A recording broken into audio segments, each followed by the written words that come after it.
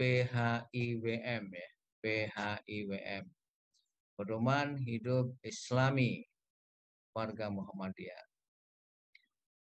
Ini menegaskan bahwa hidup itu harus pakai pedoman.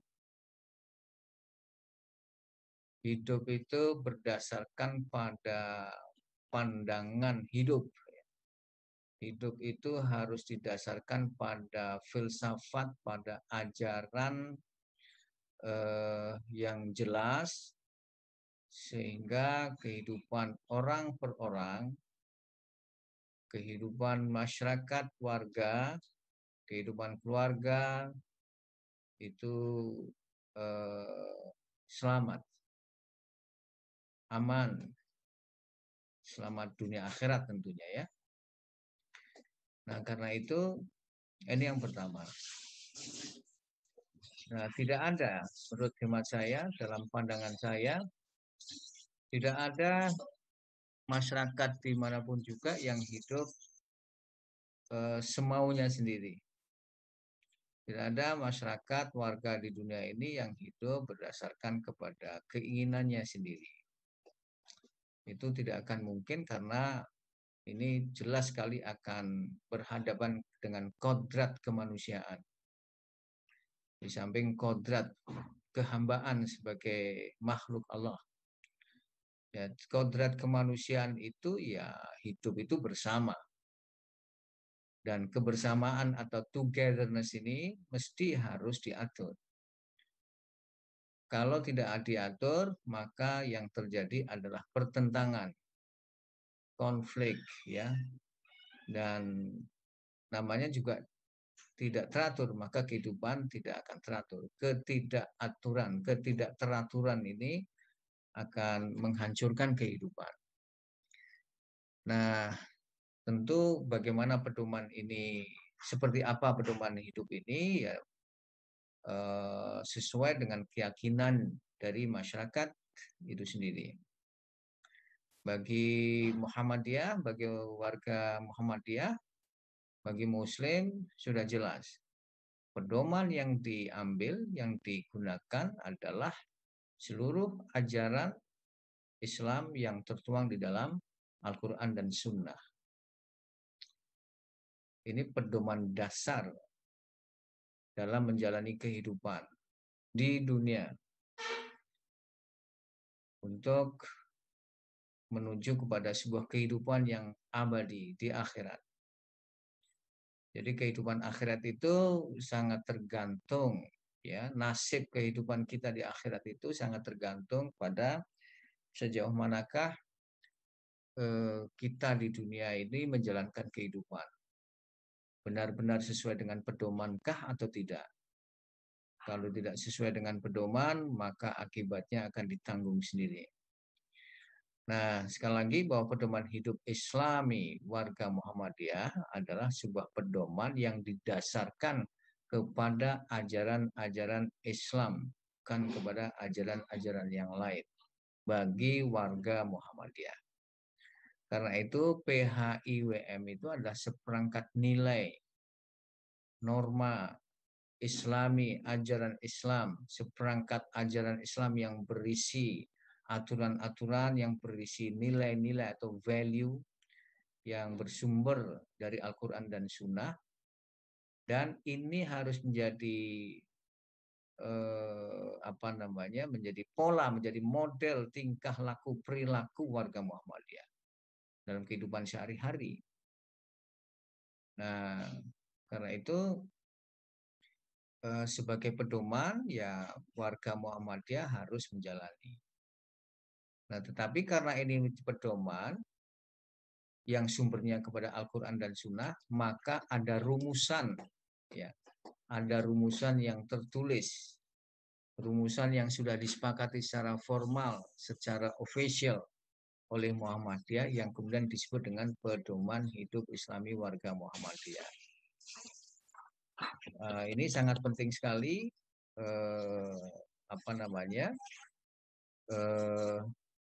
dalam kita menjalani kehidupan khususnya bagi warga Muhammadiyah, dan PHIWM ini merupakan kelengkapan dari dasar-dasar ideologi, dari keputusan-keputusan formal lain, antara lain matan keyakinan dan cita-cita hidup Muhammadiyah, Kodim Anggaran Dasar Muhammadiyah, matan kepribadian Muhammadiyah, khitoh perjuangan Muhammadiyah, dan berbagai keputusan-keputusan antara lain dihasilkan dalam keputusan Majelis Tarjih dan sudah menjadi ketetapan dari pimpinan pusat Muhammadiyah menjadi pedoman bagi seluruh warga Muhammadiyah. Nah, ini menjadi bagian yang tak terpisahkan. PHIWM itu bagian yang tidak terpisahkan dari landasan-landasan dan sumber-sumber selain Al-Quran Sunnah. Kemudian tadi tentunya dalam kehidupan berbangsa ada Pancasila, ya, ada Undang-Undang Dasar 45 dan Pancasila, serta rumusan-rumusan formal Muhammadiyah, matan keyakinan dan cita-cita Muhammadiyah dan sebagainya. Nah, ini dibutuhkan karena memang secara real kehidupan kita ini berhadapan dengan banyak masalah. Di samping kita diberi amanah untuk mengatur kehidupan sebagai khalifatullah fil ard, mengatur kehidupan dengan baik, tetapi pada kenyataannya kita selalu berhadapan dengan berbagai masalah, berbagai tantangan yang luar biasa. Perubahan-perubahan zaman itu bisa begitu cepat terjadi. Dan kalau perubahan-perubahan itu dibiarkan begitu saja, maka banyak masyarakat yang tidak siap. Ketidaksiapan masyarakat di dalam menghadapi perubahan-perubahan zaman, perubahan-perubahan situasi, apakah itu karena politik, apakah karena situasi perubahan ekonomi, apakah itu karena globalisasi, masuknya nilai-nilai budaya asing melalui mass media, melalui internet, melalui berbagai media, yaitu masuknya globalisasi yang memperkenalkan nilai-nilai budaya yang asing. Jadi kebudayaan kita ini berhadapan atau menghadapi mendapatkan tantangan dari berbagai budaya asing yang masuk ke Indonesia. Multikulturalisme, kemudian masyarakat dunia itu terdiri dari banyak sekali budaya-budaya yang tidak semuanya sesuai dengan kita sebagai warga Indonesia maupun sebagai warga Muslim. Nah, jadi arus globalisasi itu salah satu contoh, ya, dan kita saksikan hubungan-hubungan global antara satu negara dengan negara lain itu sering sekali menimbulkan persoalan. Hari ini saja di Palestina itu dalam waktu yang hampir 100 tahun, ya, hampir 100 tahun untuk menghadapi masalah yaitu aneksasi penjajahan Israel, yang itu peristiwa yang tempatnya di Palestina, tetapi dampaknya sampai ke kita juga. Ditambah lagi yang belum lama ini, pembunuhan yang terjadi terhadap keluarga Muslim di Kanada, ya. Mereka adalah berasal dari Pakistan yang sudah beberapa tahun tinggal di Kanada, di kota London, Ontario, itu dibunuh, ya, secara tidak manusiawi, ya.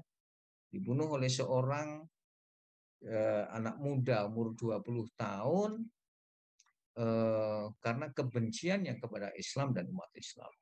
Wah, ini peristiwanya terjadi di sana, di Kanada. Tetapi efeknya, pengaruhnya itu sampai ke kita. Karena itu peristiwa-peristiwa yang terjadi di berbagai tempat ini adalah menjadi bagian penting yang harus kita perhatikan, sehingga kita memiliki keyakinan bahwa pedoman hidup itu menjadi sungguh-sungguh penting.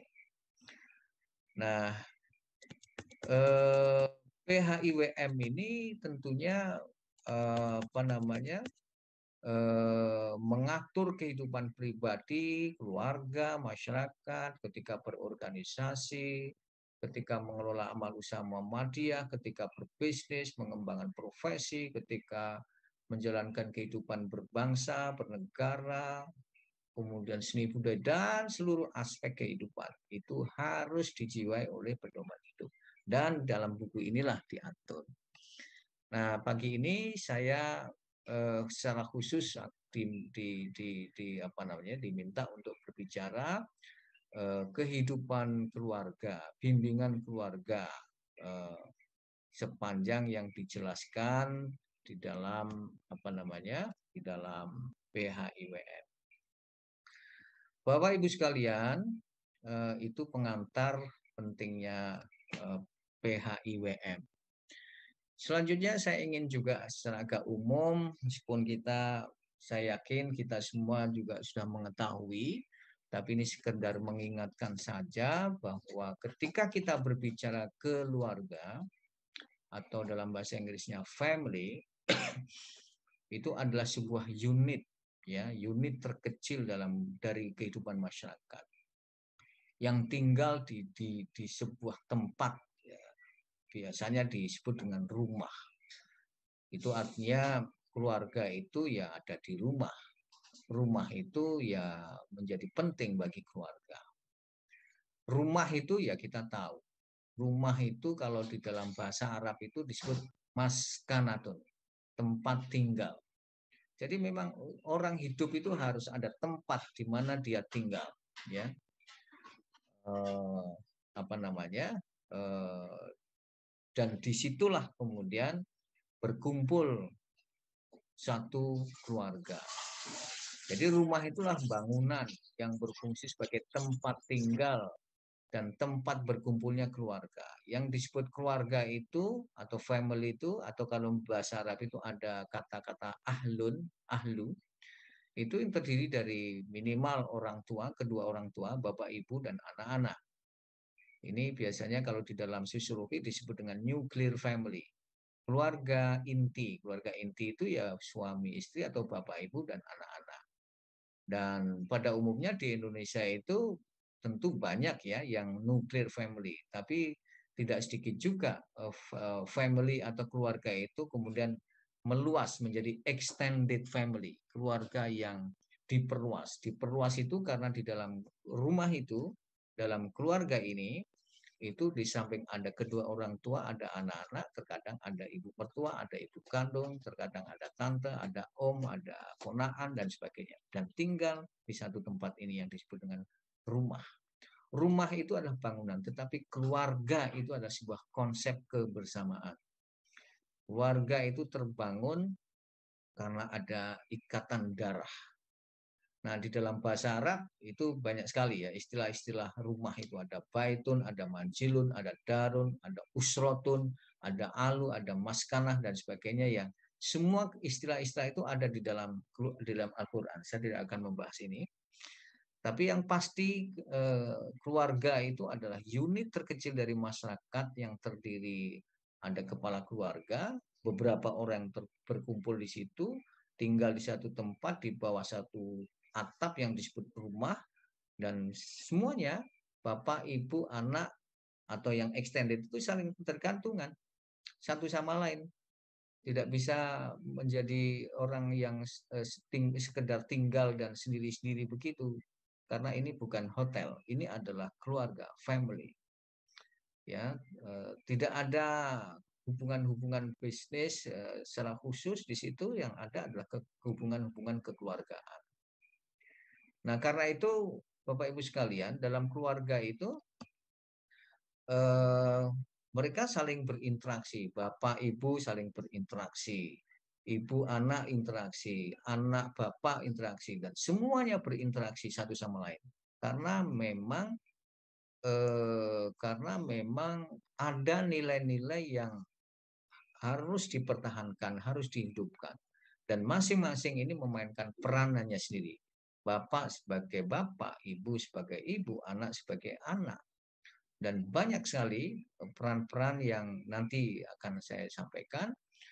Dan pada intinya nilai-nilai ini, family values ini, itu peran-peran yang dimainkan itu ya satu sama lain untuk mempertahankan. Dan ini sudah menjadi kebiasaan, kebudayaan. Jadi menurut hemat saya Bapak Ibu sekalian, nilai-nilai, tertancapnya nilai-nilai dalam diri seseorang itu sangat tergantung bagaimana keluarga itu dimanage, bagaimana keluarga itu dijalankan. Nah, nilai-nilai ini adalah sistem, nilai-nilai adalah sikap dan juga kepercayaan yang apa namanya, yang mempersatukan antar anggota keluarga. Ada hubungan-hubungan emosional, ada hubungan-hubungan biologis, ada hubungan-hubungan nilai, ya, kesadaran, sehingga semua ini menyatu menjadi apa yang disebut dengan keluarga. Dan nilai keluarga inilah yang kemudian menjadi pedoman. Nah, ini saya ingin menggaris pedoman. Nilai keluarga inilah yang akan menjadi pedoman dan kemudian menjadi aturan yang ada dalam lingkungan keluarga. Tidak ada keluarga yang tidak punya aturan. Meskipun aturan-aturan itu, norma-norma itu adalah tidak ditulis seperti pedoman-pedoman lain, aturan-aturan hukum yang lain. Nah, kenapa itu? Karena ini sudah menjadi living values, menjadi nilai-nilai yang hidup, menjadi living apa namanya role, menjadi aturan yang hidup yang tidak tertulis. Meskipun ada juga beberapa hal Bapak Ibu suka menuliskan aturan-aturan kepada anak, tapi pada umumnya nilai-nilai aturan-aturan itu berjalan sedemikian rupa sebagai sesuatu yang natural. Nah, eh, apa sebetulnya nilai-nilai keluarga itu? Izinkan saya ingin menyampaikan ada 5 atau 6 ya. Nilai keluarga itu adalah nilai-nilai yang kaitannya dengan agama. Misalnya kewajiban untuk beriman, bertakwa, ya, ketaatan, kemudian penghargaan kepada simbol-simbol agama. Simbol-simbol agama itu tidak mesti eh, tersebut di dalam Al-Quran ya. Tetapi misalnya yang disebut simbol-simbol agama itu ini biasanya kalau di masjid itu ada apa, di kubah itu ada bulan bintang. Bagaimanapun juga meskipun ini kita tidak bisa jumpai di dalam Al-Quran maupun hadis, tetapi ini sudah menjadi bagian dari identitas. Jadi nilai-nilai keluarga, nilai-nilai agama yang harus dihidupkan di dalam keluarga itu antara lain juga menghargai apa namanya simbol-simbol keagamaan itu. Tidak boleh dirusak, harus dipertahankan, meskipun itu tidak tertulis, tapi karena sudah melekat menjadi bagian identitas kita sebagai orang beragama. Jadi inilah yang harus dikembangkan, nilai agama, ajaran agama, meningkatkan, memperkuat keimanan, ketakwaan, ketaatan kepada agama, dan menghargai simbol-simbol agama, dan masih banyak lagi. Nah, Muhammadiyah memberikan perhatian yang sangat kuat terhadap eh, apa namanya implementasi ajaran agama ini. Nah, ini nilai-nilai agama yang hidup dalam keluarga. Kedua, nilai sosial. Nilai sosial itu adalah nilai-nilai ajaran-ajaran yang terkait antara seseorang dengan orang lain, ya. Misalnya tolong menolong. Tolong menolong itu adalah spirit yang harus dihidupkan di dalam keluarga. Suami menolong istri, istri menolong suami, istri atau ibu menolong anak-anak, dan anak-anak juga menolong sesama mereka dan menolong eh, apa eh, bapak ibunya dan membantu untuk menjaga martabat dan kedaulatan keluarga. Ini penting. Nilai sosial membangun, memperkuat martabat dan kedaulatan keluarga ini sangat penting. Karena tidak sedikit sekarang ini keluarga, anggota keluarga yang tidak punya kedaulatan. Martabatnya itu juga rusak. Banyak faktor mengapa martabat keluarga itu rusak. Sekarang media kita hampir setiap saat kita berhadapan dengan berita-berita yang sangat menyedihkan karena prinsip-prinsip menjaga kedaulatan dan martabat keluarga itu sudah mengalami krisis. Kemudian menghargai sesama orang lain. Ya, kakak beradik harus menghargai itu ya pendapat dan menghargai hak milik, menghargai eksistensi. Jadi semua anggota keluarga harus saling menghargai. Kemudian kesantunan, ya, kesantunan di dalam bertindak, di dalam berucap. Nah, ini kita harus jaga. Jadi santun ini menjadi sangat penting. Kalau di dalam dalam pembahasan di dalam ajaran Islam, inilah akhlakul karimah, akhlak karimah. Jadi kesantunan di dalam bertindak, dalam berucap. Nah, ini sering sekali ya, sering sekali kesantunan-kesantunan ini terlupakan. Yang terjadi adalah bully, yang terjadi adalah fitnah, dan banyak sekali kita hadapi masalah-masalah ketidaksantunan ini. Kemudian nilai-nilai sosial itu juga mengedukasi. Bapak, suami mengedukasi istri, istri juga mengedukasi suami. Kemudian orang tua mengedukasi anak. Edukasi dalam pengertian yang luas, ya. Sebagai orang tua tentunya punya kewajiban untuk mendidik, ya, mendidik. Nah, teori-teori pendidikan sudah banyak sekali. Tapi dalam waktu yang bersamaan sebetulnya keluarga, seluruh anggota keluarga itu sebenarnya saling belajar dari sesama anggota keluarga. Bahkan tidak sedikit juga orang tua, saya sering sekali mengalami sebagai ayah maupun sebagai kakek itu secara tidak langsung saya belajar dari perilaku, saya belajar dari tingkah laku, kebiasaan, ucapan, cara berpikir, tindakan-tindakan dari anak-anak dan cucu-cucu saya. Itu secara tidak langsung ada hal-hal yang kemudian saya peroleh nilai-nilai yang positif dari mereka ini.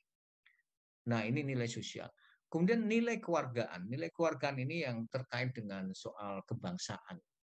Karena itu keluarga, family values yang sungguh sangat penting adalah menanamkan nilai-nilai keluargaan. Ada patriotisme, ada cinta tanah air, ya, ada menjaga keamanan, ketaatan kepada hukum dan peraturan, dan juga melaksanakan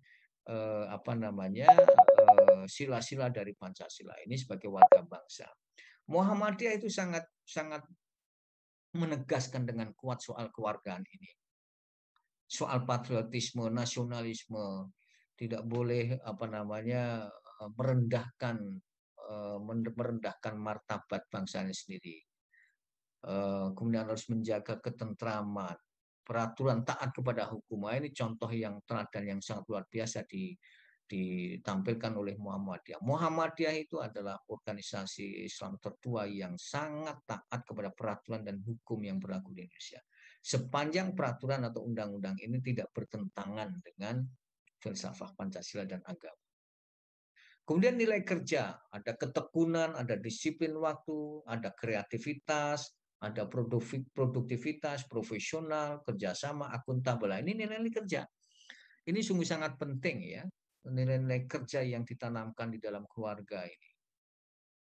Pada anak-anak dan orang tua juga tekun di dalam menjalankan kewajiban-kewajiban. Sabar ya, ini penting. Sabar, tawakal itu menjadi sangat penting. Dalam ajaran Islam itu banyak sekali sudah dijelaskan. Tetapi ketekunan, istiqomah, disiplin waktu yang selalu kita hidupkan dalam kehidupan sehari-hari melalui berbagai jalan, termasuk misalnya sholat jamaah ya. Itu sholat jamaah di dalam keluarga ini menjadi sangat penting, bukan saja semata-mata melaksanakan sunnah Rasul, kewajiban melaksanakan ajaran sholat, tetapi secara sosial itu juga mendidikkan banyak hal, disiplin waktu, kemudian taat aturan, kemudian mengikuti irama, mengikuti imam, dan sebagainya. Kemudian ada nilai-nilai umum ya, ada soal kejujuran, welas asih. Welas asih itu apa ya? Kalau di dalam bahasa Indonesia, welas asih itu sensitif ya, sensitif. Ada sensitiveness, ada kepekaan ya, ada kepekaan kalau ada orang lain yang apa namanya yang membutuhkan ya kita bisa memberikan bantuan. Ta'awun ya, welas asih itu mendorong kecintaan. Welas asih itu berangkat dari kecintaan kepada orang lain sehingga kita bisa share, kita bisa apa namanya, kita bisa memberikan sesuatu yang memang benar-benar dibutuhkan. Kemudian integritas, berpandangan positif, itu sungguh-sungguh sangat penting. Mendidik seseorang, mendidik anak untuk berpikir positif itu sungguh sangat penting. Karena sekarang hari ini tidak sedikit anak-anak kita berpikir negatif kepada orang lain. Dan ini menimbulkan problem sosial yang sangat serius. Trust, kepercayaan, mengemban amanah, bersikap tanggung jawab. Nah, ini tanggung jawab itu sungguh sangat penting. Berwawasan luas dan kehangatan. Nah, Bapak Ibu, ini beberapa nilai-nilai penting dalam keluarga yang apa namanya, yang perlu mendapatkan perhatian buat kita semua. Kemudian, nah saya akan lompat saja ya, soal yang rumah itu tidak akan saya. Nah, ini fungsi keluarga. Saya kira kita sudah tahu bagi mereka, bagi kita yang sudah berkeluarga. Fungsi keluarga itu yang pertama, secara fisikal biologis itu keluarga itu adalah tempat kediaman, tempat tinggal, tempat menetap, tempat istirahat, tempat berlindung ya, tempat berlindung dari segala hal. Jadi memang ini tempat, keluarga itu tempat secara fisikal. Jangan juga ada keluarga yang tidak punya tempat tinggal. Apakah itu milik sendiri atau itu ngontrak, itu urusan lain ya. Tapi harus ada tempat tinggal di mana kita bernaung, di mana kita berlindung, di mana kita menyatu secara fisikal. Yang kedua, fungsi keluarga itu adalah fungsi psikologis. Fungsi psikologis itu secara psikologis di keluarga itulah kita memadu cinta, memperkuat cinta, kemudian memperkuat rasa hormat, menjaga ketentraman, membangun kebahagiaan. Kalau di dalam konsep ajaran Islam itu sakinah, mawadah, warohmah. Dan ini secara resmi disebutkan dalam pedoman hidup Islami itu, yaitu keluarga sakinah. Secara sosial, keluarga itu adalah memperkokoh dan meningkatkan kualitas ikatan, interaksi, integrasi antar anggota keluarga. Nah, ini secara sosial. Secara sosial, keluarga itu harus juga mampu menciptakan prophetic leadership, kader. Nah, ini disebutkan di dalam PSI WH itu, pedoman hidup Islami warga Muhammadiyah itu. Menciptakan kader, prophetic leadership, kader yang mengemban misi kenabian dan mengikuti jejak Rasul. Kemudian fungsi keluarga secara sosial itu juga menghargai berbagai peran, mengembangkan dan memperkuat persaudaraan. Ada ukhuwah ya, ukhuwah itu penting sekali. Banyak sekali kita dihadapkan pada kenyataan retaknya keluarga karena persoalan-persoalan yang sebetulnya mungkin tidak terlampau penting. Nah, sekarang ini sering terjadi mana yang penting dan mana yang tidak penting itu semakin kabur. Tentu bagi mereka-mereka yang tidak menghargai, tidak terbiasa dengan nilai-nilai luhur. Tapi alhamdulillah bagi kita, bagi warga Muhammadiyah, sebagai warga hamba Allah, bermuslim, itu memiliki kesadaran dan mengerti nilai-nilai mana yang baik, yang buruk. Nah, karena itu ini menjadi faktor yang sungguh sangat penting untuk memperkuat fungsi keluarga secara sosial, yaitu memperkuat persaudaraan ukhuwah. Ukhuwah itu dalam banyak kajian ada ukhuwah basyariah, ukhuwah islamiyah, ada ukhuwah watoniyah. Nah, saya kira kalau dalam di keluarga Muhammadiyah ya ukhuwah itu ya basyariah sebagai sesama manusia, bapak, ibu, anak, dan siapa saja yang ada di anggota keluarga itu ya harus diperkuat persaudaraan karena kita sama-sama hamba Allah sebagai manusia. Tapi sekaligus juga ukhuwah watoniyah, ukhuwah Islamiyah, sesama muslim. Anggota keluarga sebagai orang-orang yang muslim, sesama muslim harus merekatkan hubungan-hubungannya. Dan sebagai sesama warga bangsa itu juga harus. Jadi kita ini harus kita bangun ya. Fungsi keluarga secara sosial itu harus kita bangun. Karena seperti yang saya sampaikan, ini adalah unit terkecil dari masyarakat. Dan ini cerminan dari kehidupan masyarakat dan bangsa. Lalu secara antropologis, nilai-nilai, antropologi itu menyangkut nilai-nilai. Fungsi keluarga secara antropologi itu menjaga, memperkuat, melestarikan sistem of belief, sistem kepercayaan, menjaga agama, ya, menjaga agama, melaksanakan ajaran agama, mengembangkan dan mengimplementasikan ajaran-ajaran agama. Kalau dalam konteks yang lebih luas, izinkan saya menyebut mengimplementasikan wasatiyatul Islam, yaitu ajaran Islam yang sungguh yang sebenar-benarnya, ajaran Islam yang semurni-murninya, yaitu ajaran yang seperti yang diajarkan oleh Rasulullah dan ditegaskan dalam kaidah-kaidah di dalam Muhammadiyah ini. Tetapi sejak keluar wasatiyatul Islam, ajaran Islam kita itu adalah ajaran yang memang berorientasi untuk membangun kerahmatan, ya, membangun keadilan, membangun persamaan, kesederajatan dan sebagainya. Nah, ini adalah fungsi-fungsi keluarga yang penting kita bangun. Bapak Ibu, saya ingin masuk pada konsep pedoman hidup Islam warga Muhammadiyah, khususnya dalam kaitannya dengan soal keluarga.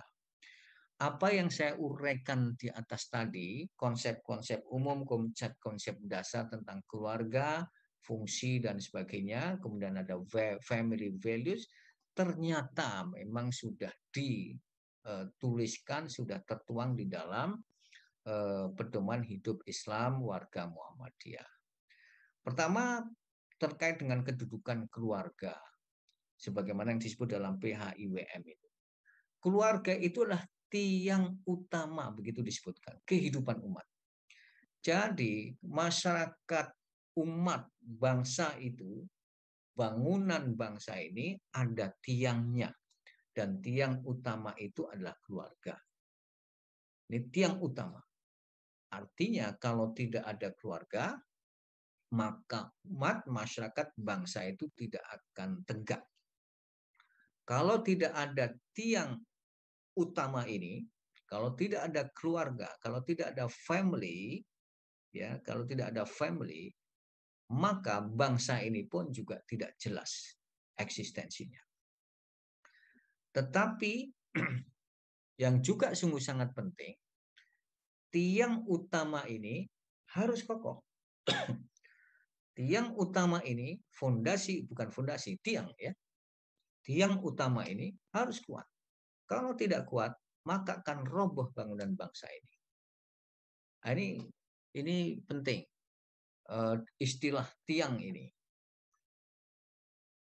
Nah, yang kedua, kedudukan keluarga selain sebagai tiang umat dan bangsa, dia adalah juga tempat sosialisasi nilai-nilai. Tadi saya sebutkan fungsi-fungsi atau family values tadi. Nilai-nilai keluarga tadi. Disitulah sosialisasi nilai-nilai. Nilai-nilai itu apa? Nilai-nilai itu adalah norma-norma yang tadi saya sudah sebutkan. Sumbernya kalau bagi kita adalah sumbernya Al-Quran, hadis, sunnah, dan juga ketentuan-ketentuan pandangan-pandangan dasar yang telah ditetapkan di Muhammadiyah. Itu nilai-nilai yang mengajarkan semua hal yang tadi saya sebutkan tadi. Nah, itu dilakukan secara intensif, ya. Dan inilah menjadi kewajiban semua anggota keluarga. Setiap anggota Muhammadiyah wajib menegakkan keluarga dengan tiang yang kokoh dan wajib mensosialisasikan, memperkuat, mengembangkan family values atau nilai-nilai ini. Sehingga keluarga sakinah mawaddah warahmah atau kita menyebutnya sebagai keluarga sakinah itu bisa terwujud. Artinya keluarga sakinah tidak akan terwujud. Meskipun sudah terjadi jalinan perkawinan, meskipun ada anak, jadi ada suami, ada istri yang telah terjalin perkawinan secara sah, sudah ada anak, dan sebagainya, tetapi fungsi-fungsinya tidak dilakukan, maka keluarga ini akan ambruk. Keluarga sakinah itu akan ambruk. Kalau semua keluarga ambruk, maka bangsa ini juga akan ambruk. Itu anunya, logikanya. Nah, jadi intinya adalah yang utama dalam rangka membangun sebuah keluarga sakinah. Nah, ini kewajiban mewujudkan keluarga sakinah. Supaya apa? Ada gerakan jamaah, kemudian ada dakwah jamaah. Nah, ini istilah-istilah penting. Saya lanjutkan. Nah, Pak, fungsi, ya. izin Pak, Oh ya, sekitar 2 menitan lagi ya Pak. oke. Insya Allah, insya Allah. Baik, makasih. Nah, fungsi keluarga menurut PHIWM. Nah, pertama ada fungsi edukatif, yaitu fungsi mendidik. Fungsi mendidik tadi itu yang saya sebutkan, mensosialisikan nilai-nilai ajaran Islam, yang detail-detailnya saya sebutkan tadi, ada tolong-menolong dan sebagainya. Kemudian fungsi kaderisasi yang saya sebutkan sebagai prophetic leadership tadi itu. Jadi bagi Muhammadiyah, keluarga itu di samping berkewajiban untuk mengajarkan ajaran agama, ya, tetapi juga fungsi kaderisasi sehingga anak-anak itu tumbuh menjadi generasi yang nanti akan memimpin Muhammadiyah. Fungsi keluarga Muhammadiyah yang lain adalah uswatun hasanah. Ini sungguh sangat penting. Keteladanan. Keteladanan apa? Ya banyak. Keteladanan dalam berucap, kalau di dalam PHIWM itu jelas sekali keteladanan untuk melakukan kebaikan-kebaikan, bergaul dengan baik, ya, menyayangi, mengasihi, menghormati hak hidup. Hak hidup anak itu ini menjadi masalah sekarang ini. Banyak orang-orang yang mungkin frustrasi itu sehingga mengabaikan, bahkan tidak memperhatikan kehidupan anak-anak. Saling menghargai, menghormati, nilai-nilai yang tadi saya sebutkan itu tercantum di dalam nilai-nilai atau fungsi keluarga menurut PHIWM. Menyantuni keluarga yang tidak mampu, ini bagian penting. Nah, terakhir soal aktivitas di dalam buku ini disebut dengan aktivitas keluarga menurut PHIWM. Mendidik ya itu sudah jelas dan menciptakan suasana harmonis. Nah, ini penting sekali. Harmoni ini masalah sekarang ini karena berbagai faktor ya. Perpecahan keluarga ini sering terjadi karena hal-hal yang tidak masuk akal. Karena itu kewajiban warga Muhammadiyah membangun keutuhan keluarga, membangun harmoni, tapi sekaligus menciptakan keteladanan. Keteladanan di dalam rumah maupun keteladanan di luar ya. Keluarga-keluarga Muhammadiyah harus menjadi keluarga-keluarga yang teladan. Kemudian memiliki kepekaan sosial, membangun komitmen sosial, membangun komitmen kebangsaan. Ini istilah saya untuk menerjemahkan aktivitas ini. Komitmen kebangsaan, maka tidak ada keluarga di warga Muhammadiyah menurut PHIWM yang karena satu dan lain hal tidak peduli terhadap kemanusiaan, tidak peduli terhadap nasib orang lain, tidak peduli terhadap apa yang terjadi di lingkungannya. Nah, itulah Bapak Ibu sekalian resume kalau boleh saya menyebutkan konsep keluarga, membangun keluarga, membimbing keluarga berdasarkan PHIWM. Sekian, mohon maaf jika ada yang tidak berkenan, ada yang kurang-kurang. Assalamualaikum warahmatullahi wabarakatuh. Saya kembalikan kepada Pak Hadi Muhammad Rizal. Monggo. Terima kasih kepada Bapak. Mangga kepada para jamaah, para audiens yang ingin menanyakan, kita batasi 2 ya Pak. Kalau kita batasi, mangga yang ingin bertanya atau itu Pak Arsyad Ahmad. Pak Arsyad. Assalamualaikum warahmatullahi wabarakatuh. Waalaikumsalam warahmatullahi wabarakatuh. Alhamdulillah. Mau tanya sedikit aja. Kita juga perlu sekali mengajarkan, membina keluarga, terutama anak-anak kita, untuk bagaimana dia punya jiwa wirausaha saja Ya. yang hebat.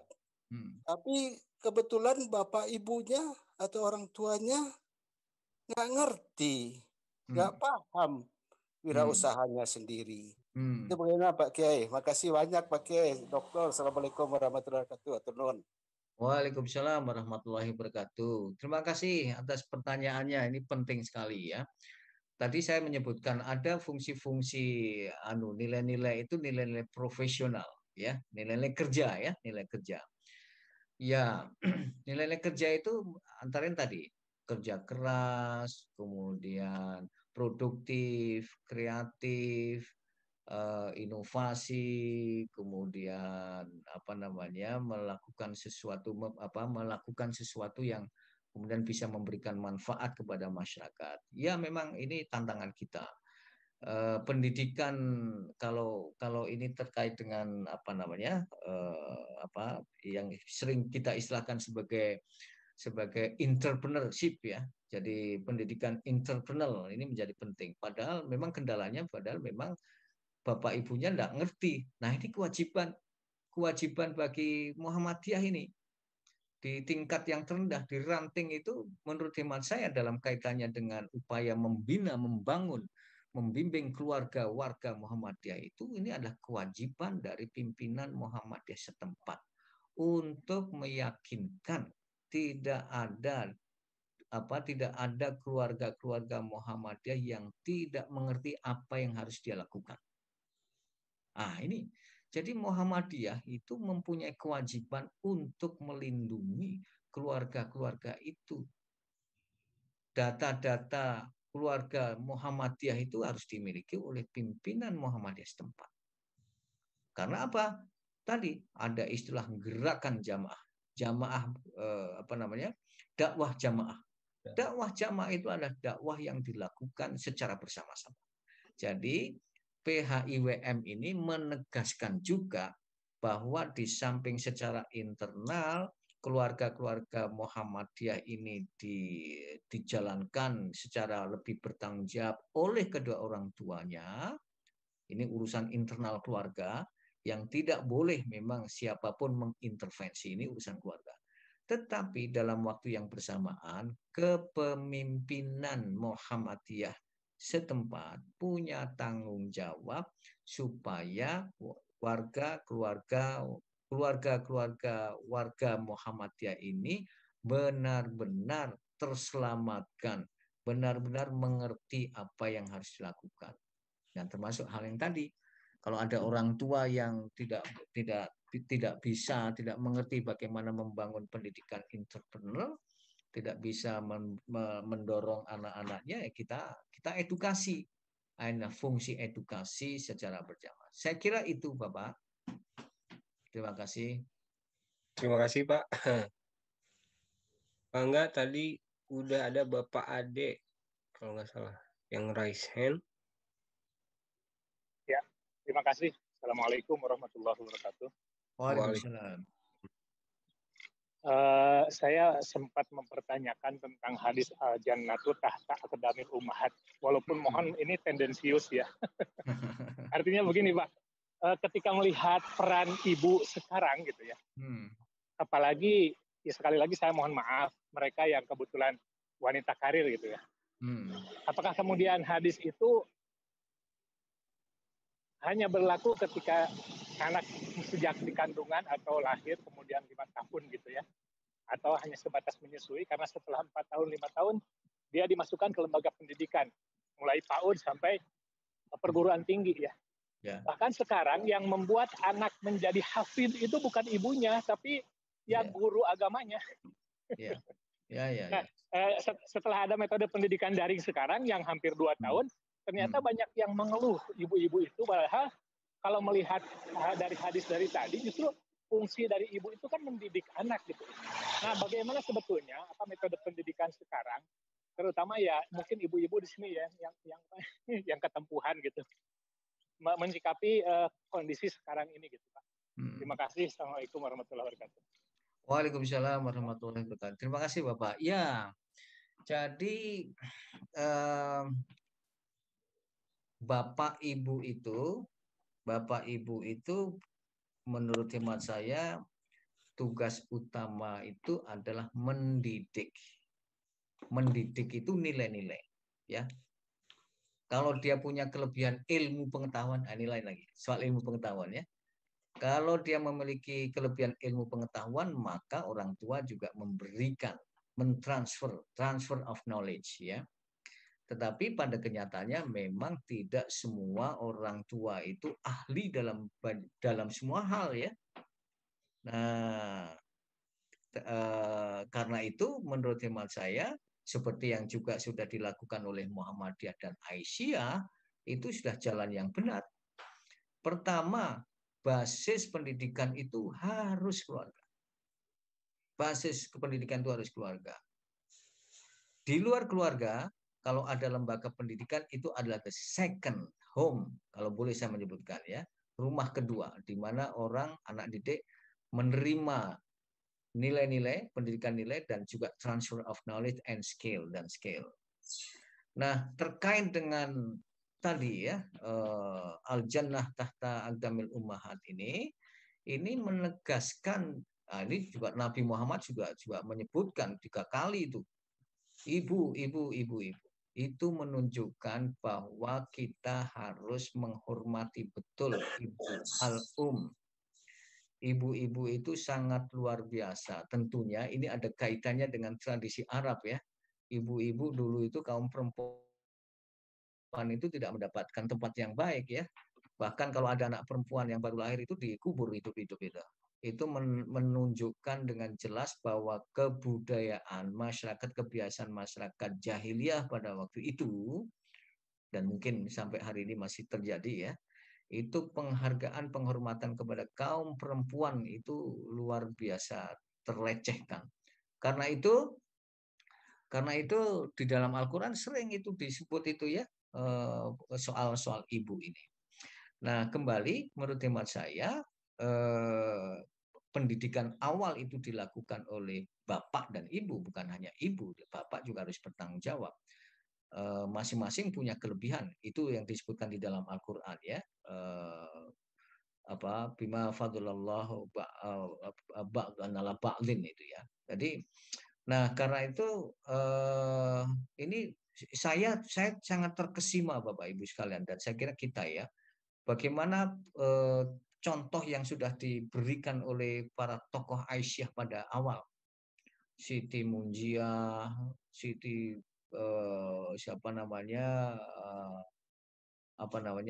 Siti Walidah, Siti Hayyinah juga. Siti Hayyinah, dan masih banyak sekali ya, masih banyak sekali. Mereka aktivis organisasi Aisyah, bergerak untuk kehidupan sosial, tetapi di keluarga dia tidak lupa itu. Tidak lupa. Kalau ada ibu-ibu Aisyah rapat jam 9 dan rapatnya itu sampai sore misalnya, ya, maka keluarga sebelum berangkat dia sudah siapkan itu keperluan-keperluan anak dan keluarganya. Makanannya sudah disiapkan, masak untuk pagi sarapan sudah disiapkan, siang sudah disiapkan, sehingga kita pergi, ketika ibu pergi itu sudah tersedia. Ini dedikasi ya, dedikasi. Dan di luar itu ibu-ibu Aisyah itu berhasil ya membangun pendidikan, menebarkan kebaikan-kebaikan, tetapi keluarga tetap tidak terlupakan. Nah, saya kira Bapak ini sekalian saja, inilah yang membedakan pandangan Muhammadiyah tentang perempuan, tentang ibu, dan tentang keluarga, khususnya tentang perempuan, itu dengan pandangan-pandangan feminisme liberal sekuler. Kalau feminisme liberal sekuler itu mengindikasikan kuat, ya, mengindikasikan kuat bahwa perempuan itu harus merdeka, semerdeka-merdekanya gitu loh. Menjadi perempuan karir, namanya karir ya, karir di luar, yang kalau di dalam bukan karir. Tapi keluarga harus rela gitu loh, harus rela kalau dalam tanda kutip rela atau mengorbankan. Silahkanlah, pokoknya ibu mau kemana aja lah, terserahlah gitu loh. Islam tidak begitu. Jadi Islam itu tetap menegaskan tanggung jawab ibu terhadap keluarga itu sampai dia selesai usianya. Itu tetap, ya. Nah, kita tidak menganut feminisme liberal, feminisme sekuler. Yang kita bangun adalah perempuan-perempuan solehat, ibu-ibu solehat yang mampu menginternalisasikan nilai-nilai transfer of knowledge, termasuk juga mengedukasi anak-anak, memperkokoh keluarga. Jadi al-jannah tahta aqdamil ummahat itulah artinya menurut hemat saya. Menghormati perempuan karena perempuan dalam pandangan Islam mempunyai kewajiban dan tugas yang sangat mulia, mendampingi suami, bersama suami. Jadi kalau di dalam bahasa Jawa dulu itu adalah istri itu konco wingking, itu ibu-ibu atau istri itu adalah teman belakang, itu kerjanya di dapur, itu tidak benar. Silahkan ibu-ibu menjadi guru, menjadi dokter, menjadi insinyur, menjadi guru besar, menjadi apa saja, tetapi tetap kembali ke rumah. Jangan pergi ke rumah, jangan pergi kemana-mana, tetap kembali ke rumah. Karena rumah itu adalah intinya kehidupan. Nah, saya kira itu. Terima kasih Pak. Banyak banget ini pertanyaan-pertanyaan yang di kolom chat. Banyak, saya bacakan aja Pak ya. Enggak. Yang pertama, ini Pak.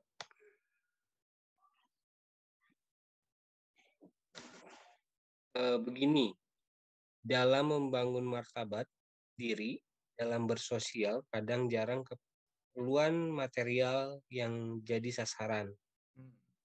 Kita lupa akan saling menghargai yang lain, yang penting tujuan tercapai demi kebahagiaan pribadi. Bagaimana memperbaiki kondisi privasi yang demikian sehingga hubungan silaturahmi tetap baik antar personal. Lanjut yang kedua, biar sekalian aja ya Pak ya. Ya, mudah-mudahan nggak lupa. Ya, apa itu? Bagaimana bertanya dari Pak Bagia, bertanya bagaimana menyeimbangkan sikap sopan dan santun ketika kita berada di lapisan terbawah dengan menyampingkan pula pada kewajiban walaupun ini apa? Kuli hakku walau kana muron. Ya, di masyarakat berbudaya. Iya Pak. Okay. PPSC walaupun pencerahan melalui PHIWM. Terus yang ketiga mungkin yang terakhir. Apakah sistem pendidikan PHIWM menerapkan sistem pendidikan vokasi? Juga seperti apa penerapan operasionalnya? Itu mungkin Pak. Ya, oke. Mohon diingatkan kalau saya lupa pertanyaan satu persatu itu ya. Ya, baik Pak. Yang pertama, nah ini kan sudah lupa kan. Yang pertama apa tadi? Mohon maaf. Bagaimana memperbaiki kondisi privasi yang demikian? Enggak, yang pertama. Apa tadi? Yang pertama soal apa ya? Lupa saya tadi. Satu lagi aja Pak. Membangun ini. Coba Pak Hadi diulang lagi. Yang pertama gini aja Pak. Dalam membangun martabat diri dalam sosial kadang juga keperluan material yang jadi sasaran. Kita lupa akan saling menghargai yang lain. Ya,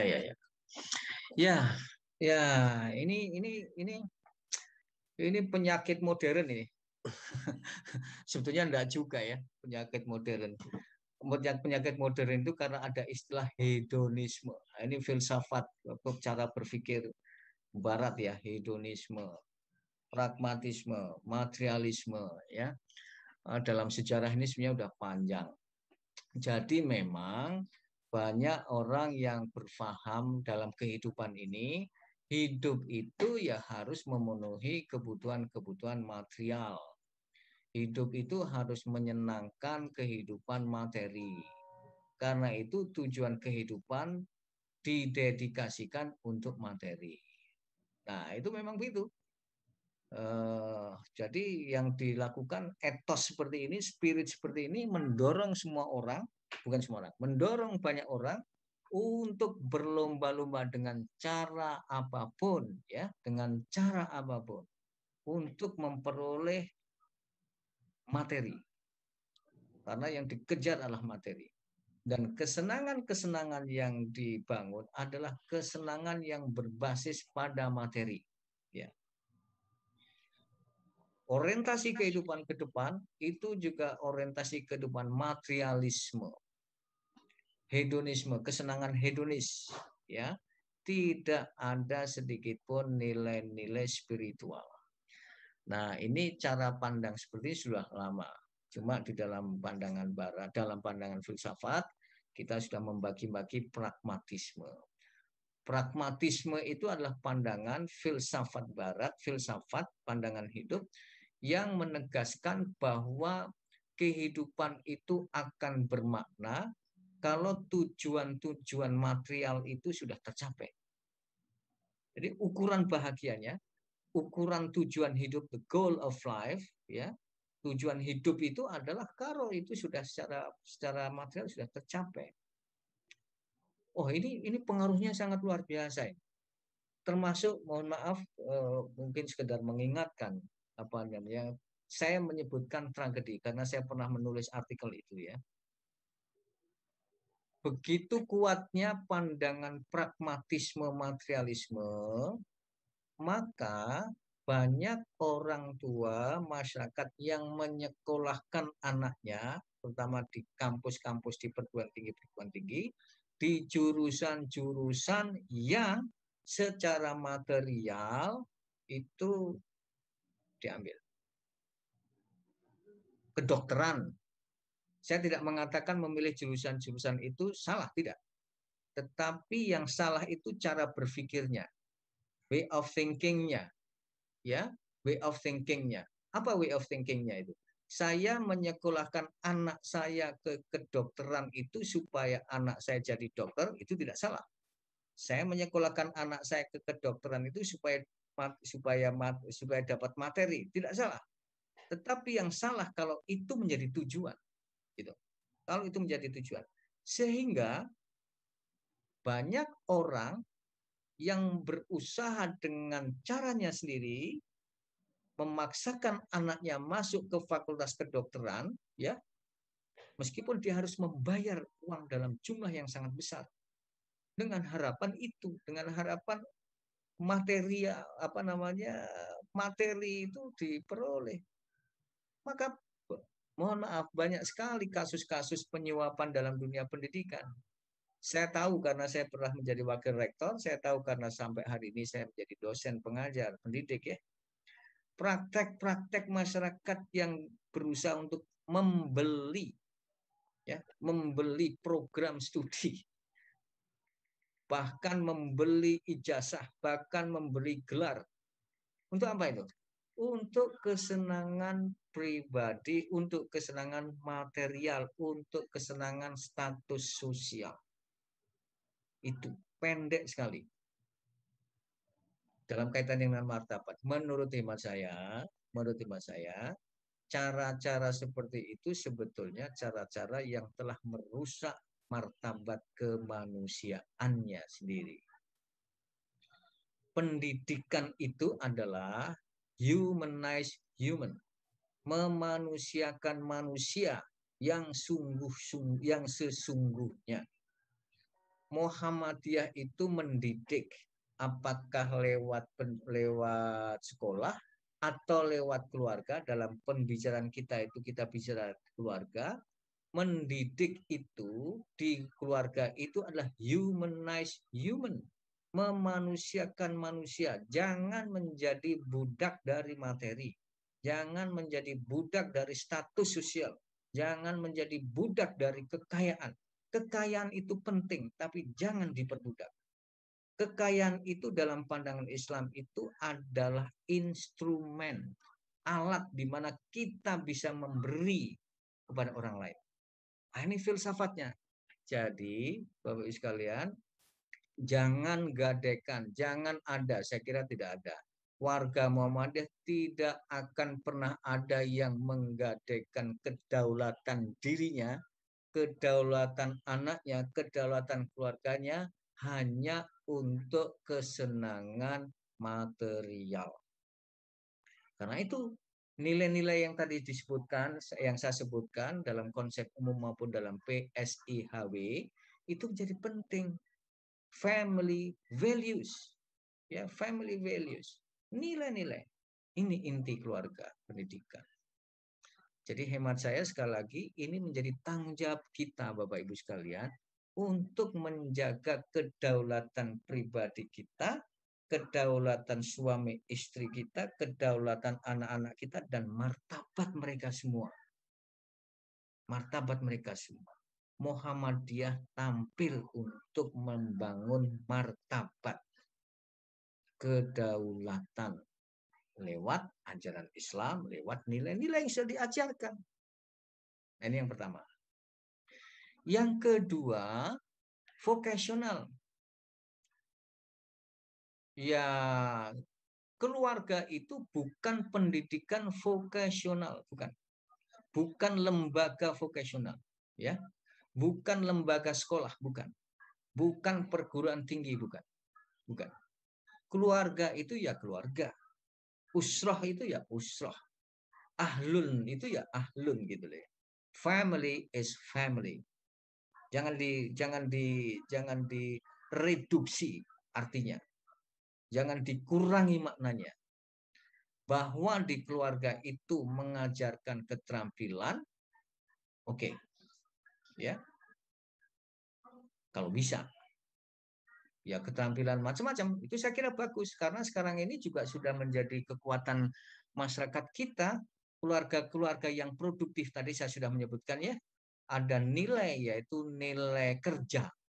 Nilai kerja itu salah satu nilai saja di antara 6 atau 7, 5 atau 6 nilai-nilai yang tadi saya sampaikan dan sudah disebutkan dalam PSIHW. Keluarga kalau memiliki kemampuan mendorong mendorong untuk mentransfer of knowledge, mentransfer pengetahuan dan skill supaya anak-anak ini punya keterampilan vokasional itu bagus. Bapak Ibu sekalian, sekarang sebenarnya sudah lama ya. Ini tentu kita bicara ini dalam kaitannya dengan soal pendidikan. Konsep pendidikan itu ada istilah homeschooling, ya. Homeschooling. Ya, saya sih tidak terlampau setuju dengan istilah homeschooling. Tapi idenya homeschooling itulah sekolah di rumah. Sekolah di rumah. Sekolah di rumah itu ya memang sekolah di rumah. Seperti yang kita alami sekarang ini gara-gara COVID ya. Karena COVID-19 anak-anak kita homeschooling. Nah, sekolah di rumah. Sekolah di rumah itu namanya sekolah itu ada kurikulumnya. Kalau keluarga kan tidak menyusun kurikulum tertulis begitu ya, itu sudah natural saja harus. Tetapi sekarang ini keluarga-keluarga kita dan keluarga-keluarga Muhammadiyah hampir semua menurut hemat saya di sini itu juga sudah masuk ke dalam situasi baru di mana rumah itu menjadi tempat ya, tempat untuk sekolah. Pakai Zoom, belajar matematika, ilmu bumi, dan sebagainya. Ada bukunya. Nah, tugas penting orang tua adalah mendampingi anak-anak. Mendampingi anak-anak. Ya, mendampingi. Supaya anak-anak itu terarah.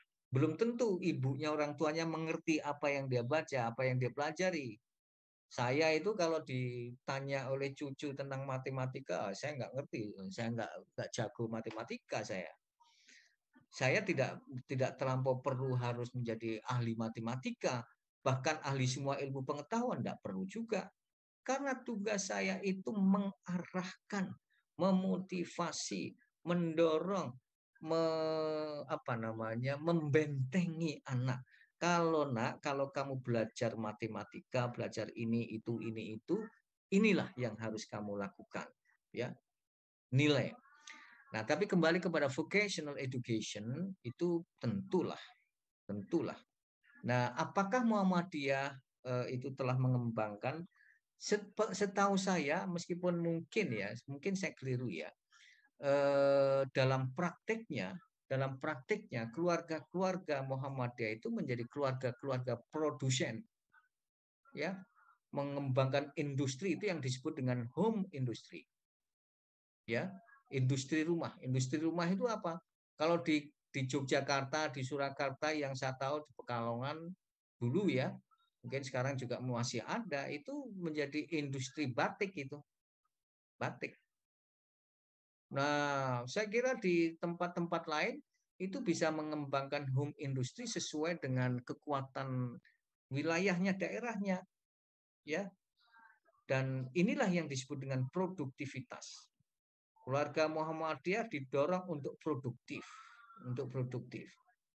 ya. Nah, kemudian dalam bidang apa? Bidang apa saja?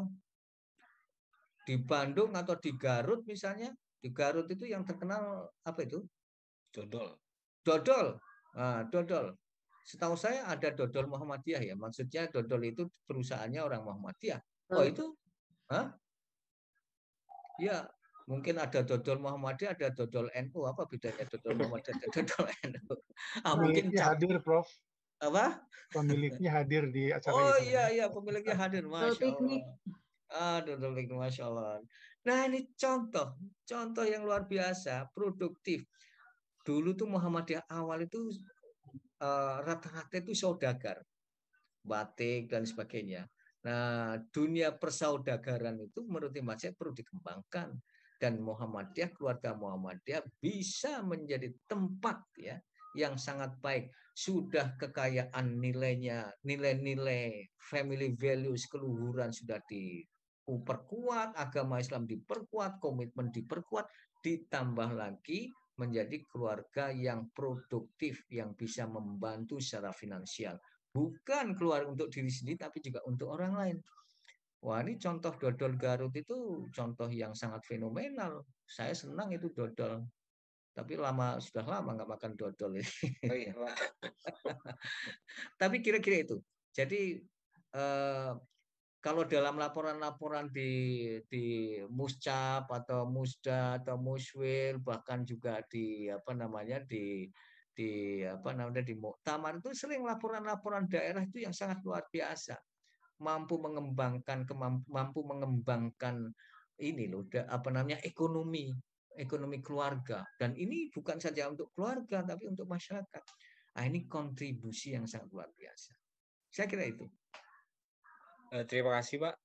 Masih banyak pertanyaan-pertanyaan, cuman kita dibatasi oleh waktu, dan insya Allah tadi sudah disampaikan beberapa hal menuju keluarga sakinah, juga disampaikan nilai-nilai, fungsi-fungsi, dan sampai hal-hal yang sedetail mungkin. Terima kasih. Mungkin tidak menutup kemungkinan diskusi tentang bimbingan keluarga ini pasti berlanjut gitu Pak. Ya, insya Allah. Insya Allah gitu ya Pak. Terima kasih kepada Pak Dokter yang sudah menyampaikan, dan insya Allah ilmu yang bermanfaat bagi kita semua. Dan kita beri dulu kesempatan ke pimpinan wilayah Muhammadiyah dan pimpinan wilayah Aisyah Jawa Barat ingin menyampaikan apresiasi kepada kegiatan hari ini. Wah, saya ini udah lama nggak ketemu dengan Pak Syuhada ini. Ketemunya di Zoom gitu. Kepada Pak Suhada dan Ibu Ia, mangga. Iya, ada Ibu. Ibu, apa kabar Ibu? Alhamdulillah. Assalamualaikum warahmatullahi wabarakatuh. Waalaikumsalam warahmatullahi wabarakatuh. Menikmati paparan, senang sekali Prof. Sangat terapan, universal, tapi sangat terapan begitu. Bahkan aplikatif begitu. Amin. Berbahagia kami atas nama pimpinan wilayah Muhammadiyah Jawa Barat tentu mengucapkan terima kasih atas kesediaan Prof. Sudarnoto untuk menjadi narasumber pada acara subuh mengaji ini. Mudah-mudahan tidak hanya satu kali, Prof. Amin. Insya Allah. Masih banyak yang harus dibuka. Bagaimana indahnya Muhammadiyah ketika dibedah begitu. Iya. Insya Allah kita semua menjadi hamba-hamba Allah yang saleh, yang beriman dengan bimbingan dari Muhammadiyah yang kita cintai. Nasrun minallah wa fatun qarib. Wassalamualaikum warahmatullahi wabarakatuh. Waalaikumsalam warahmatullahi wabarakatuh. Makasih Pak Syuhada. Baik, mungkin dari saya. Mangga Ibu. Baiklah, bismillahirrahmanirrahim. Assalamualaikum warahmatullahi wabarakatuh. Waalaikumsalam. Terima kasih Ustadz. Sama-sama. Pencerahan tentang keluarga yang sudah harus menjadi pedoman sehari-hari melekat gitu ya pada keluarga Muhammadiyah Aisyah. Dan saya sangat bersyukur dari Ustadz menjelaskan bagaimana fungsi seorang ibu dan seorang ayah gitu ya, yang sudah, kalau kata Prof. Alim ini sudah selesai pembicaraannya di Muhammadiyah tentang fungsi perempuan dan bapak-bapak begitu ya Prof. Iya. Pak Ustadz. Apalagi kita sekarang sedang mengusung Ibu Siti Munjiah dan Ibu Siti Hayinah untuk menjadi pahlawan nasional ya Ustadz. Iya, kemarin kita pengajian itu ya.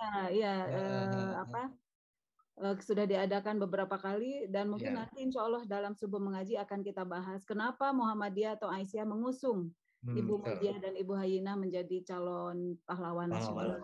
Itu berarti bahwa Muhammadiyah dan Aisyah konsep berkeluarga gitu ya, bahkan sekarang ada istilah negosiasi antara ibu dan bapak dalam menjalankan pola-pola hidup dan tugas hak dan kewajiban dalam keluarga.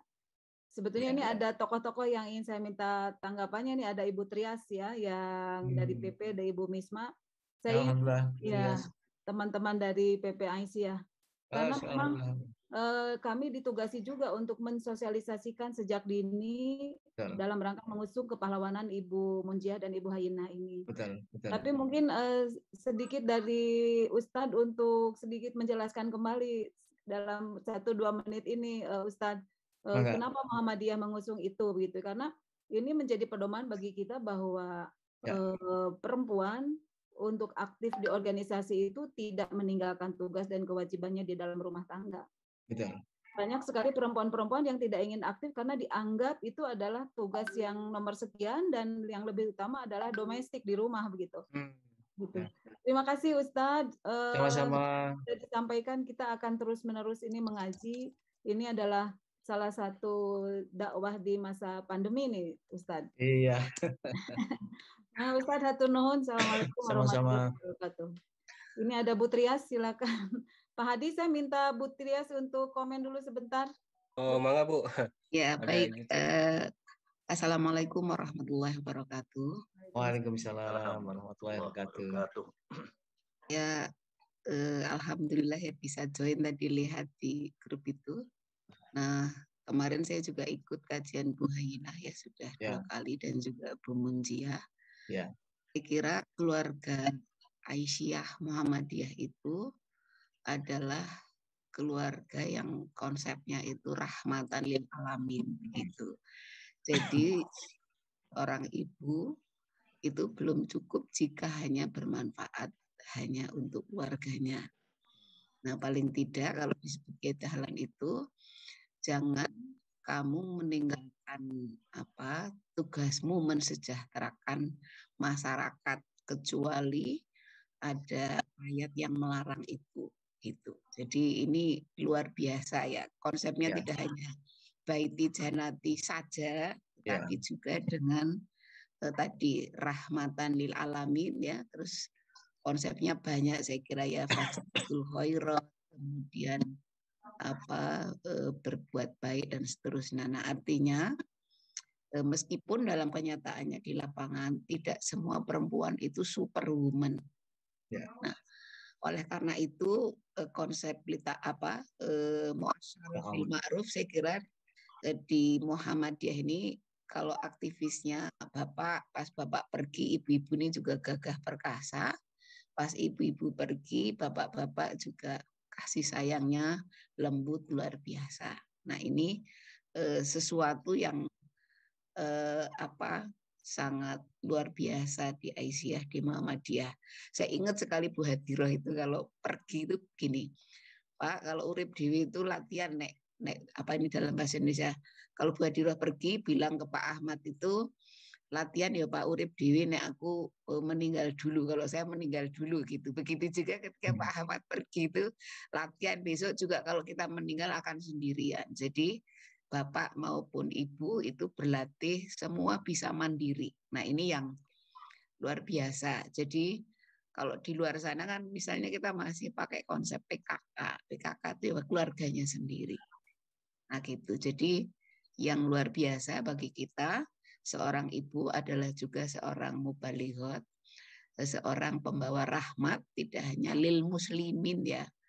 Dari segi awalnya kan Ibu Hayinah itu seperti itu, tapi lil alamin. Jadi tidak referensi pun tidak hanya dari umat Islam, tapi juga dari dimanapun hikmah berada itu diambil. Nah ini yang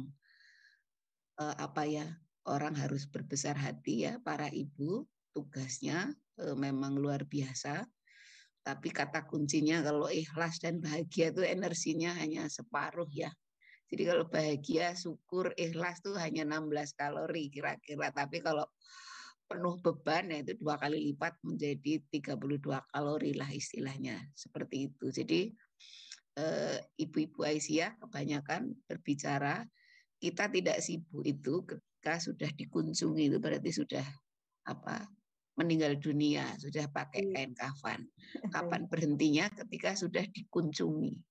Gitu. Jadi semangat tiada henti, kemudian berhenti ketika dikunjungi. Nah, terus ibu-ibu ini juga punya prinsip ampuh ya, awet muda, panjang usia, dan hebat selalu di semua bidang. Nah itu yang, jadi kita melihat ibu-ibu yang 70, 60, 80 itu ya sama saja ampuh semuanya.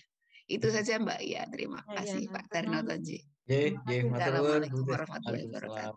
Closingnya mungkin dari Ustadz. Baik, pertama saya ingin menyampaikan penghargaan kepada Pak Syuhada, Ketua Wilayah Muhammadiyah Jawa Barat, Ibu, kemudian Bu Trias.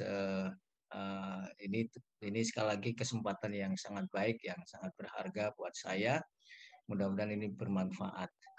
Dan catatan-catatan terakhir tadi menjadi penguat bagi kita semua untuk tidak berhenti, untuk selalu bergerak, karena ciri Muhammadiyah itu adalah bergerak ya, bergerak berkemajuan. Ini yang pertama, matur nuwun. Yang kedua, soal pahlawan nasional, saya sangat bersetuju. Kemarin saya juga sempat ikut Bu Trias pengajian dengan Mas Lukman. Saya menambahkan sedikit saja. Jadi saya pernah menjadi salah seorang panitia pengusul gelar pahlawan nasional untuk 3 tokoh Muhammadiyah. Ki Bagus Hadikusumo, kemudian Pak Kasman Singodemojo, dan Prof. Kahar. Alhamdulillah 3-tiganya sudah ditetapkan menjadi pahlawan nasional. Dan kebetulan saya juga pernah di tim Kemensos sebagai peneliti calon-calon gelar pahlawan nasional. Dalam kesempatan peringatan kemerdekaan 17 Agustus yang lalu, saya diminta oleh PP Muhammadiyah untuk menjadi salah seorang narasumber terkait dengan pahlawan. Salah satu yang muncul yang penting pada waktu itu adalah Muhammadiyah akan kembali mengusulkan tokoh-tokoh utama, tokoh-tokoh Muhammadiyah dan Aisyah menjadi gelar pahlawan nasional.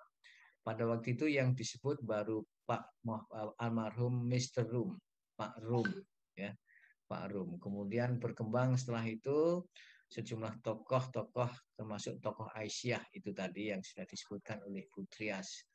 Dan saya dengan Mas Lukman sebenarnya ingin ketemu dengan Mas Mukti, karena ini sudah saya sampaikan juga kepada Pak Mukti, Profesor Abdul Mukti, untuk segera dibentuk panitia pengusul gelar pahlawan nasional. Nah, saya kira nanti tokoh-tokoh Muhammadiyah itu akan kita bicarakan bersama, dan tentu panitia itu bisa panitia bersama untuk pengusulan nama-nama tokoh Muhammadiyah dan juga tokoh Aisyah. Nah, ini terus harus kita gulirkan karena memang betul seperti yang disampaikan kemarin, untuk gelar pahlawan nasional perempuan itu masih jarang sekali, masih sedikit sekali.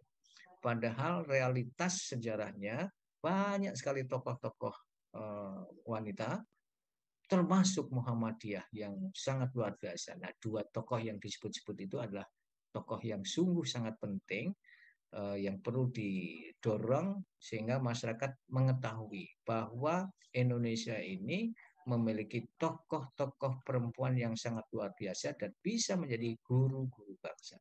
Karena nanti saya menyediakan diri untuk menjadi panitia, dan ini saya kira nanti akan kita siapkan, dan saya setuju sosialisasi ini menjadi sangat penting. Ini apresiasi saya terhadap Muhammadiyah.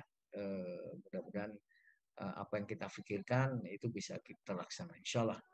Saya kira ini saja. Terima kasih dari saya. Saya kembalikan kepada Pak Moderator, Pak Adi Muhammad Rizky. Assalamualaikum warahmatullahi wabarakatuh. Waalaikumsalam warahmatullahi wabarakatuh. Mungkin sudah waktunya untuk berpisah, Bu.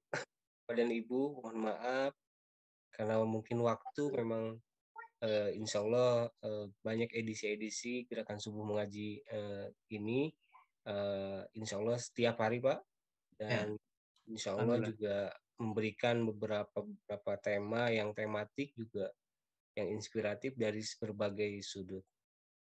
Kita akhiri pertemuan Gerakan Subuh Mengaji ini, dan terima kasih pada para pimpinan, para jamaah, dan para audiens yang hari ini yang selalu konsisten tiap hari. Kita terus menembus hampir 400 dan 300 lebih gitu ya, Bu, Pak, tiap harinya, dan insya Allah ini menjadi gerakan di masa pandemi gitu ya, walaupun virtual. Terima kasih. Kita akhiri dengan membaca hamdalah bersama-sama. Alhamdulillah. Alhamdulillahirabbil alamin. Atur nuhun. Nasrul minallah. Terima kasih, matur nuwun. Terima kasih, matur Fitrias, Ibu Asya. Assalamualaikum warahmatullahi wabarakatuh. Waalaikumsalam.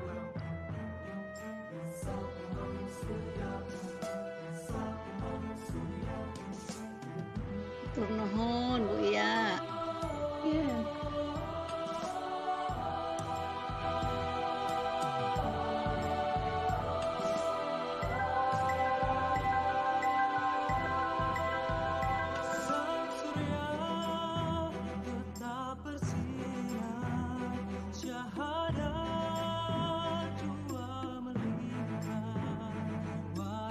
Tur nuhun.